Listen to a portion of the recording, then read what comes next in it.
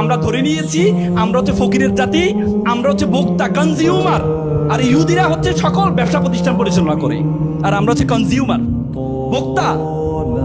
আল্লাহ রাসূল বলছে কাযাল ফাকরু ইয়াকুনাল কুফরান, দারিদ্রতা মানুষকে কাফেরের দিকে ধাবিত করে, দারিদ্রতা মানুষকে কাফেরের দিকে ধাবিত করে। আর আমরা বলি অর্থের প্রয়োজন নেই। ইসলামের বড় বড় ইবাদতগুলো ধনীর জন্য, হজ কার জন্য, গরিবের জন্য, কোরবানি কার জন্য, গরিবের জন্য, যাকাত কার জন্য, গরিবের জন্য। বড় বড় ইবাদতগুলো ধনীর জন্য।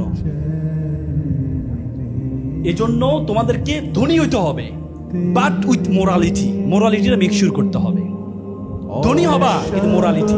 এই যে শপথ, কোটি টাকার মালিক হইলা কিন্তু মোরালিটি নাই, এ টাকার কোনো ভ্যালু নাই, এ টাকার কোনো ভ্যালু নাই। এজন্য স্বপ্ন দেখো বড়।